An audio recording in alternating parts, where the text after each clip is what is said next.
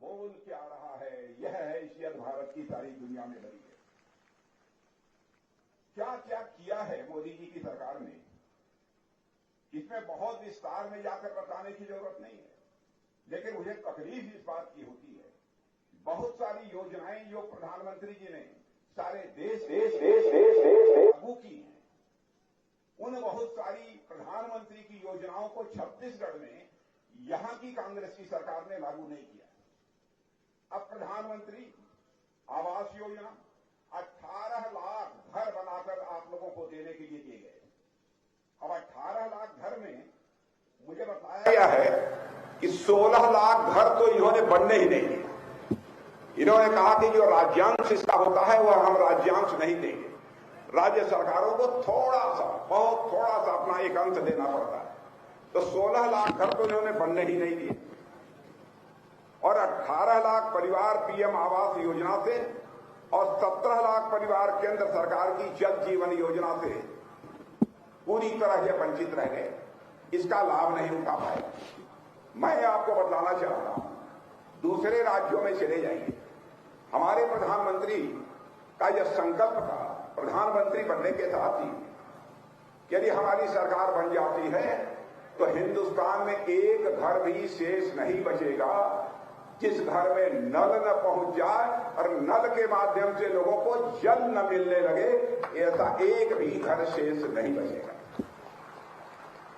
और यह योजना सारे हिंदुस्तान में बड़ी तेजी के साथ चल रही है। मैं आपसे पूछना चाहता हूं, छत्तीसगढ़ में यह योजना चल रही है कि नहीं चल रही है? अब आप लोगों के घरों में पानी पहुंच रहा है कि नहीं पहुंच रहा है? यहां की सरकार ने नहीं करने दिया।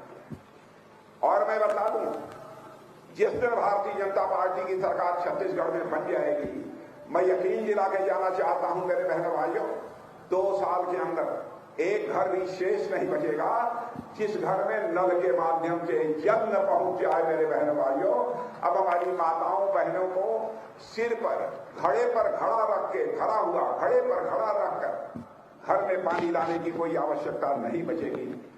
ऐसी हालात हम लोग यहां पर पैदा करेंगे। मैं आपको यह विश्वास दिलाना चाहता हूं।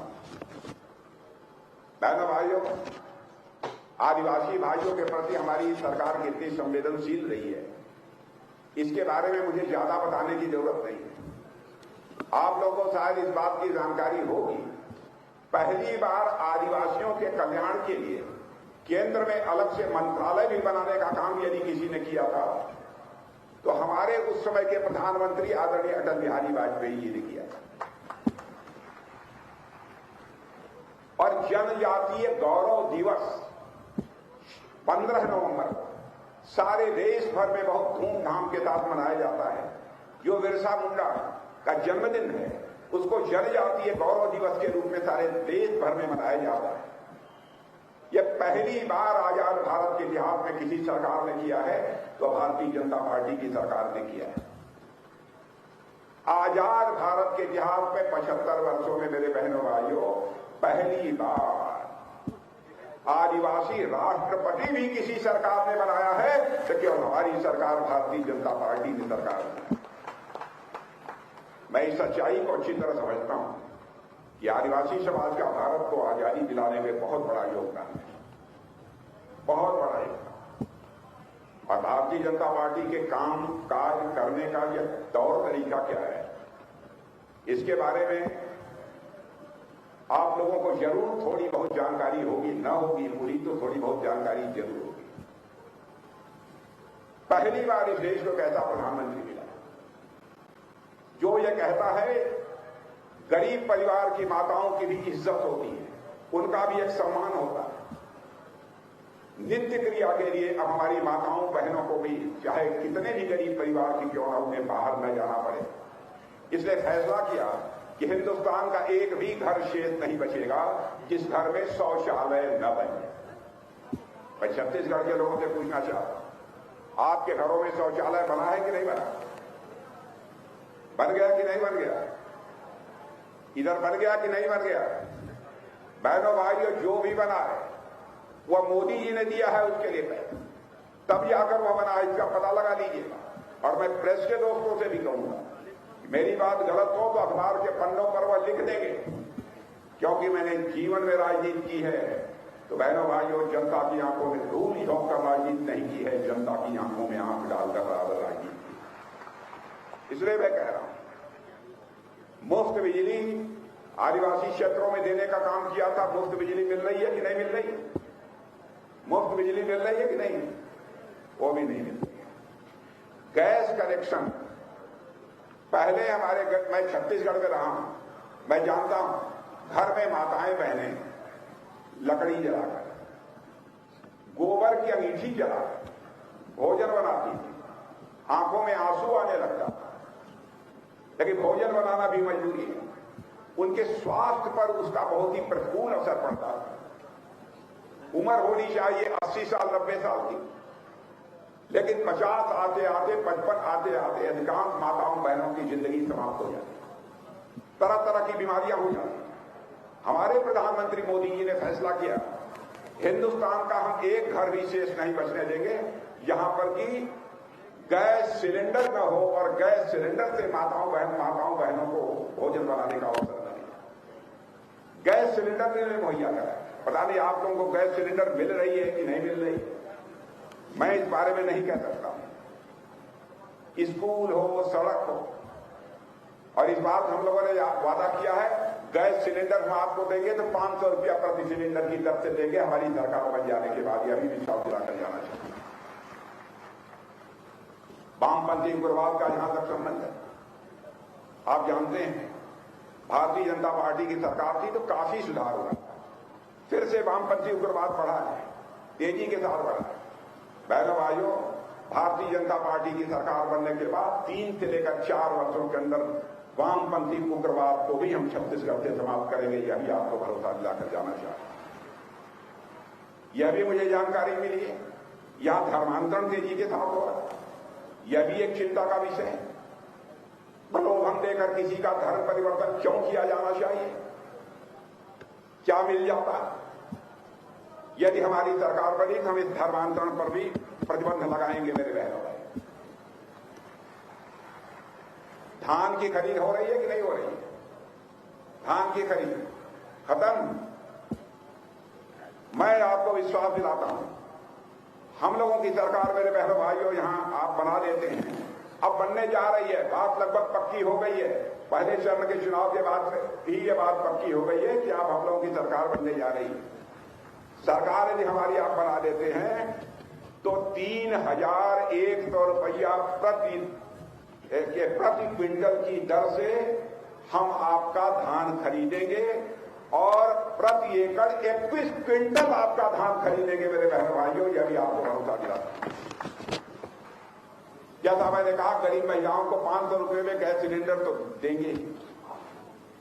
कांग्रेस ने आपके ऊपर कर्ज का बोझ लाद दिया है। छत्तीसगढ़ की हमारी सरकार बनती है तो इस कर्ज के बोझ से आपको मुक्ति दिलाने की भी हम पूरी तरह से कोशिश करेंगे। यह भी मैं आपको विश्वास दिलाता हूं। यह बताइए, यहां सारे किसान बैठे हैं, मोदी जी ने हर परिवार का खाता बैंकों में खोल दिया प्रधानमंत्री बनने के साथ। आप लोगों का खाता सबका बैंकों में खुला है कि नहीं खुला है? इधर जो खड़े हैं खुला है, इधर है खड़े हैं खुला है। जिनका न खुला हो, हमारी सरकार बनने के 6 महीने से लेकर 1 साल के अंदर सबके खाते बैंकों में खोल दिए जाएंगे। हर किसान को प्रतिवर्ष 6,000 रुपया मोदी जी मुहैया कराते हैं। 6,000 रुपया उनके खाते में सीधे आता है। मैं आपसे पूछना चाहता हूं कि प्रतिवर्ष यानी हर 4 महीने में 2,000 रुपया आपके बैंक में खाते में पहुंचता है कि नहीं पहुंचता है?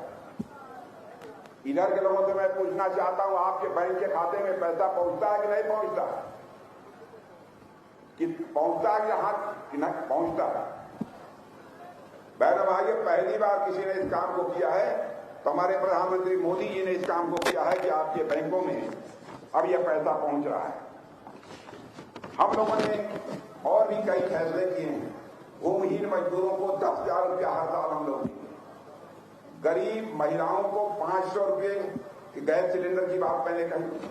आयुष्मान भारत योजना के अंतर्गत आप लोगों को दवा दारू का लाभ मिलता है कि दारू का नहीं, दवा का, चिकित्सा का लाभ मिलता है कि नहीं मिलता? नहीं मिलता। मिल रहा है कि नहीं मिल रहा? कहां बताइए? मिल रहा है, सभी को मिल रहा है। गरीब परिवारों को, बहनों भाइयों, यदि वो बीमार हो जाते हैं तो 5 लाख रुपए तक का 1 साल का मुफ्त इलाज किया जाएगा। और 1 साल में भी उनकी बीमारी ठीक नहीं होती है तो दूसरे साल भी, तीसरे साल भी 5 लाख रुपए का उनका मुफ्त इलाज किया जाएगा। यह है हमारे प्रधानमंत्री मोदी जी की आयुष्मान भारत योजना। कई ऐसी योजनाएं, और हम लोगों ने तो अब यही तय कर लिया, गरीब परिवार में भी लड़की पैदा हो गई, लड़की पैदा होते ही एक गारंटी कार्ड दे दिया जाएगा उनको कि लड़की जब शादी करने की योग्य होगी तो उसके खाते में 1.5 लाख रुपए, 1.5 लाख रुपए। कई ऐसी योजनाएं हमारी पार्टी ने तय किया है कि हमारी सरकार यहां बनने के बाद हम प्रारंभ करेंगे। इसलिए मैं बहनों भाइयों, मैं आपसे कहने आया हूं कि आप सभी भारतीय जनता पार्टी को अपना समर्थन दें।